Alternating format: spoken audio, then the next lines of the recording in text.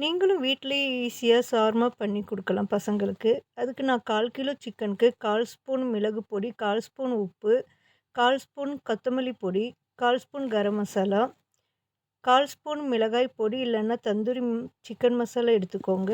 1 spoon soya sauce, 1 spoon இஞ்சி பூண்டு விழுது, 1/2 கப் தயிர் சேர்த்து நல்லா மிக்ஸ் பண்ணி 2 மணி நேரத்துக்கு அப்படியே ஊற வச்சுருங்க.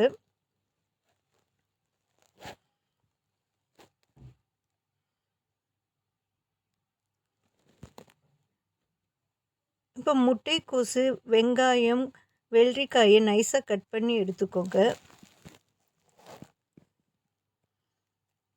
அதில் கொஞ்சமாக இந்து உப்பு இல்லைன்னா காளா நமக்கு போட்டுக்கோங்க. கருப்பு உப்பு போட்டுக்கிட்டு எலுமிச்சை சாறு விட்டு நல்லா பிசைஞ்சு ஒரு 1/2 மணி நேரத்துக்கு அப்படியே வச்சுருங்க. காயெல்லாம் நல்லா சாஃப்ட் ஆகிடும்.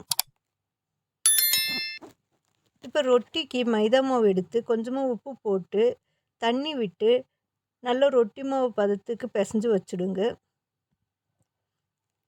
சிக்கனை ஒரு பேனில் வச்சு நல்லா வேக வச்சு எடுத்துக்கோங்க. 2 பக்கமும் திருப்பி போட்டு நல்லா வேக வச்சு எடுத்துக்கோங்க. இப்போ பிசைஞ்சு வச்சுருக்கிற மைதா மாவில் ரொட்டி போட்டு எடுத்துக்கலாம். இப்போ மிக்ஸ் பண்ணி வச்சுருந்த காயில் சிக்கன் பீசஸை சின்ன பீஸை கட் பண்ணி போட்டு மயோனீஸ் சாஸ் இருந்தால் அதையும் விட்டு கொஞ்சம் அதிகமாகவே சேர்த்துக்கோங்க. சேர்த்துக்கிட்டு ஆர்கானோ இருந்தால் அதுவும் போட்டு, ஆர்கானோ இல்லைன்னா கொஞ்சம் இதில் கற்பூரவள்ளியிலேயே கட் பண்ணி போட்டாலும் நல்லா டேஸ்ட்டாக இருக்கும். ட்ரை பண்ணி பாருங்கள்.